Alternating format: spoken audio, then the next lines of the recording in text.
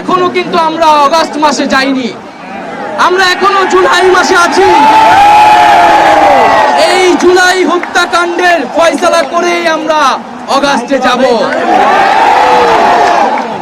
আপনারা প্রিয় দেশবাসী এবং ছাত্র জনতা সকলেই জানেন যে কোটা সংস্কারের দাবিতে এবং মেধাভিত্তিক সমাজ গঠনের অভিপ্রায়ে আমরা বাংলাদেশের ছাত্র তরুণরা আমরা বৈষম্য বিরোধী ছাত্র আন্দোলনের ব্যানারে সারা বাংলাদেশে শান্তিপূর্ণ আন্দোলন গড়ে তুলেছিলাম। ভাই এই সবগুলো একসাথে ধরা যায়। আমাদের ন্যায্য এবং যৌক্তিক আন্দোলনে আপনারা দেখেছেন কিভাবে এই ঢাকা বিশ্ববিদ্যালয়ে আমাদের বোনদেরকে ছাত্রলীগের হায়নারা পিটিয়েছে, নির্মমভাবে হামলা করেছে। আমরা তারপরে দেখেছি যে আইন শৃঙ্খলা বাহিনীকেও দমন পীড়নে কাজে লাগিয়ে সারা দেশের ছাত্রদের উপরে নির্মম অত্যাচার শুরু করা হয়েছিল। এর প্রতিবাদে আমরা সারা বাংলাদেশে শাটডাউন কর্মসূচি দিয়েছিলাম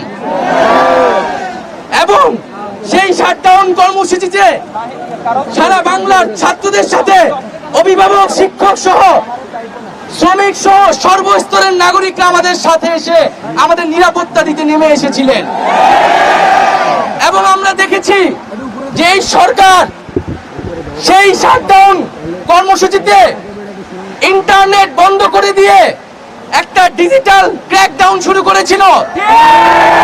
পরবর্তীতে পুলিশ পিছু হটলে সেনাবাহিনীকে নামিয়ে কারফিউ জারি করা হয়েছিল। তারপরেও ছাত্র জনতাকে কিন্তু প্রতিরোধ থামে নাই। ছাত্র জনতা 19 জুলাই কারফিউ ভাঙার ঘোষণা আমরা দিয়েছিলাম রাতে, এবং সেই ঘোষণা কোনো মিডিয়ায় প্রচার করতে দেওয়া হয় নাই। এবং 19 জুলাই ভাই আপনারা থামেন। 19 জুলাই আমাদের সমন্বয়ক কয়েকজনকে তুলে নিয়ে নির্মমভাবে অত্যাচার করে এবং আমাদেরকে জবরদস্তি করে আন্দোলন প্রত্যাহার এবং সরকারের সাথে সংলাপের জন্য। পরবর্তীতে দেখেছেন হাসপাতালে আমাদেরকে জিম্মি করে রাখা হয়েছিল এবং সেটাও না পেরে ডিবি অফিসে আমাদেরকে তুলে নিয়ে যেয়ে জিম্মি করে আমাদের থেকে বক্তব্য নিয়ে এসেছিল। এবং আপনাদের প্রতি সাধুবাদ থাকবে যে সেই বক্তব্য বিশ্বাস না করে আপনারা রাজপথ দখলে রেখেছেন এবং ডিবি অফিস থেকে আমাদেরকে প্রধানমন্ত্রীর দপ্তরে নিয়ে যাওয়ার পরিকল্পনা তারা করছিল। আপনাদের আন্দোলন এবং আমাদের অনশনের কারণে তাদের সেই পরিকল্পনা নস্যাৎ হয়ে গিয়েছিল। আমরা এখন স্পষ্টভাবে বলতে চাই, এই যে এতগুলা খুন হয়েছে, যেই লাশের হিসাবটা পর্যন্ত আমরা এখনো পাইনি। এই সরকার মানুষ খুন করেছে, মানুষ গুম করেছে, এখন সে লাশও গুম করেছে। যারা খুন করেছে তারা কি খুনের বিচার করবে? তাদের কাছ থেকে আমরা আর খুনের বিচার প্রত্যাশা করি না। এবং আজকে সর্বস্তরের নাগরিকদের উপরে, ছাত্রদের উপরে এই যে ব্লক রেড দিয়ে গ্রেফতার করা হচ্ছে, গুম করা হচ্ছে, নির্যাতন করা হচ্ছে, আমাদের ছাত্র নেতা, সমন্বয়ক এবং সাধারণ শিক্ষার্থী তাদের মোবাইল চেক করে তাদেরকে বাসা থেকে গ্রেফতার করে নিয়ে যায়। একদিকে গ্রেফতার, নিপীড়ন, নির্যাতন, অপরদিকে আমাদেরকে সংলাপের জন্য আহ্বান জানানো হচ্ছে। আজকে মারা গেছে দুজন মারা গেছে।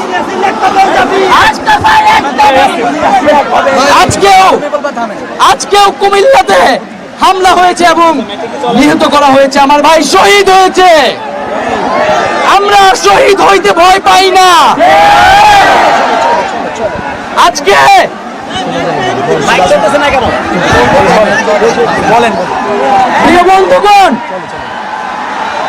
প্রিয় বন্ধুগণ, আজকে আমরা জানি জনগণের দাবি কি। আমরা সেই জনগণের দাবি আমাদের আর বলার প্রয়োজন নাই। সবাই জানে যে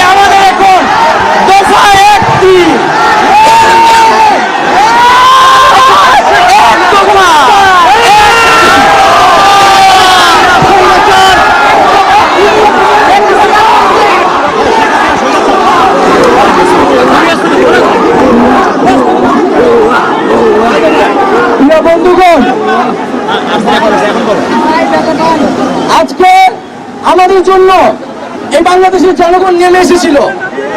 আমরা এই জনগণকে মুক্ত করতে এখন আমরা সব আবার রাস্তায় নেমে এসেছি।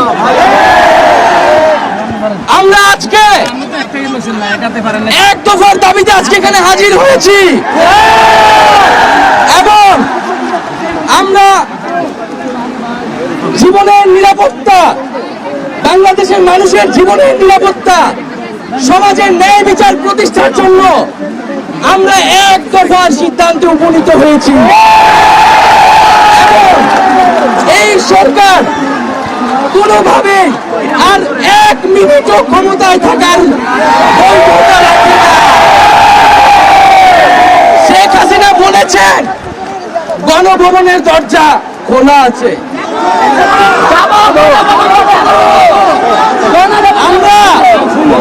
আমরা সাধুবাদ জানাই যে তিনি আগেই বুঝতে পেরেছেন যে গণভবনের দরজা খোলা রাখতে হবে, কারণ তার যাওয়ার সময় হয়েছে। আপনি দরজা খুলে অপেক্ষা করুন। আমরা সংলাপ নয়, আমরা আপনাকে উৎখাত করার জন্য আসব। বন্ধুগণ, আমরা খুব স্পষ্ট কথা, শুধু শেখ হাসিনাকে পদত্যাগ করলেই হবে না। এই যে খুন, লুটপাট, দুর্নীতি এই দেশে হয়েছে, তার বিচার হতে হবে। আমরা পদত্যাগ দিয়ে তাকে কোনো এক্সিট রুট দিতে চাই না। তাকে পদত্যাগ করতে হবে, বিচারের আওতায় আনতে হবে। এবং শুধু শুধু শেখ হাসিনা নয়, পুরো মন্ত্রী পরিষদ, সরকার সবাইকে পদত্যাগ করতে হবে।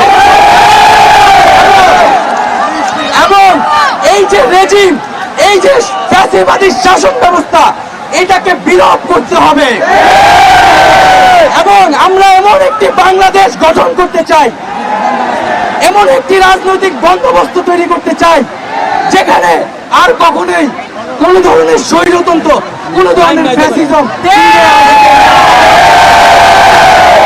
আমরা সেই এক দফার উদ্দেশ্যে আমাদের এক দফাটি হলো শেখ হাসিনা সহ এই সরকারের পতন এবং ফ্যাসিবাদের বিলোপ।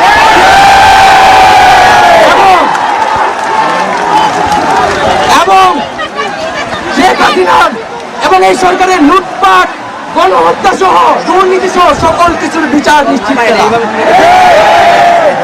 এবং আগের সকল হত্যা, গুম, নিপীড়নের বিচার করা হবে। সকল রাজবন্দীদের মুক্তি নিশ্চিত করতে হবে। আমরা প্রয়োজনে জেল মুক্ত করে আমার ভাইদেরকে নিয়ে আসব।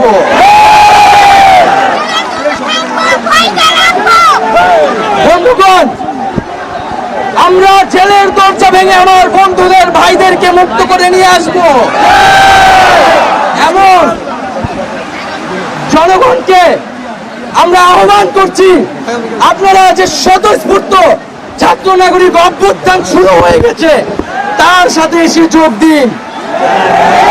পাড়ায় পাড়ায়, মহল্লায় মহল্লায় সংগঠিত হন। এবং আমরা খুব দ্রুতই বৈষম্যবিরোধী ছাত্র আন্দোলন থেকে ছাত্র নাগরিক অভ্যুত্থানের জন্য সর্বস্তরের নাগরিক, ছাত্র সংগঠন এবং সকল পেশাজীবী মানুষের সাথে মিলে সম্মিলিত মোর্চা ঘোষণা করব। এবং সকলের সাথে আলোচনার মাধ্যমে ভবিষ্যৎ বাংলাদেশ, বাংলাদেশের জাতীয় রূপরেখা আমরা খুব শীঘ্রই আপনাদের সামনে হাজির করব। তার আগ পর্যন্ত আমরা জনগণকে সর্বাত্মক অসহযোগ আন্দোলনে নামার আহ্বান জানাচ্ছি। আগামীকাল থেকে সর্বাত্মক অসহযোগ আন্দোলন চলবে। এই খুনি সরকারকে আমরা কোনোভাবে সমর্থন দিব না, কোনোভাবে কোঅপারেট করব না। এবং যদি কোনোভাবে ইন্টারনেট বন্ধ করা হয়, যদি কোনোভাবে কারফিউ দেওয়া হয়, জরুরি অবস্থা দেওয়া হয়, আমরা তা আজকে থেকেই বলে দিলাম, আমরা তা প্রত্যাখ্যান করি। আমরা প্রয়োজনে গণমোহন ঘেরাও করে আপনাকে বন্ধুগণ, ইতিহাস বলছে ছাত্র নাগরিককে এখন দায়িত্ব নিতে হবে।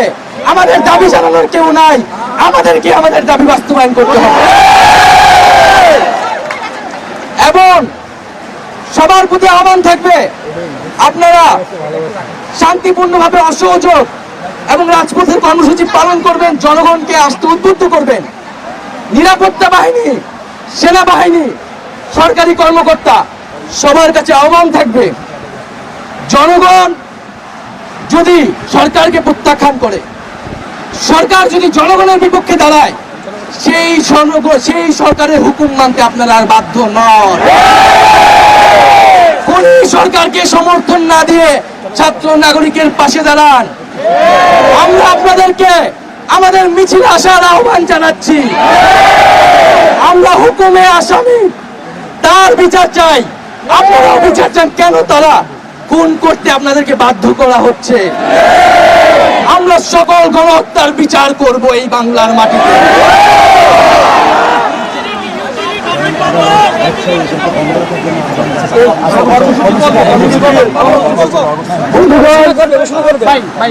আমি সংক্ষেপে আমার বক্তব্য শেষ করছি। আমি কি ডিস্টার্ব করতেছি এদের? আমরা আমার পায়ের রগের উপর সরকার এবং ফ্যাসিবাদী শাসন ব্যবস্থার বিলোপ ঘোষণা করছি। এর জন্য ছাত্র নাগরিকের অভ্যুত্থান আহ্বান করছি। আগামীকাল থেকে অসহযোগ কর্মসূচি পালিত হবে এবং আপনাদের সামনে অসহযোগ কর্মসূচির বিস্তারিত ব্যাখ্যা আমাদের আরেকজন সমন্বয়ক দিবেন। এবং আপনাদের প্রতি আহ্বান থাকবে, যদি আমাদেরকে গুম গ্রেফতার করা হয়, মেরে ফেলা হয়, আমাদের যেই ভাই আমাদের গুম করা হলো, কিন্তু যেই মায়ের বুক খালি করা হয়েছে তাকে কি দেওয়া হবে? আমাদের জীবনের বিনিময়েও শেষ রক্তবন্ধু পর্যন্ত এই লড়াই সবাই চালিয়ে যেতে হবে। এখানে কোনো নেতৃত্ব নাই, সমন্বয়ক নাই, বাংলাদেশের জনগণ এই গণবিপ্লব। আমরা কিন্তু ৭১-এর অসহযোগ ঘোষণা করেছি, কোন গান্ধীবাদী অসহযোগ কিন্তু আমরা ঘোষণা করেছি। আমরা শান্তিপূর্ণ থাকবো যদি আপনারা অস্ত্র না চালান, আপনারা গুলি না চালান। কিন্তু যদি শিক্ষার্থীদের জন্য উপরে, নাগরিকদের উপরে অস্ত্র চলে, তাহলে কিন্তু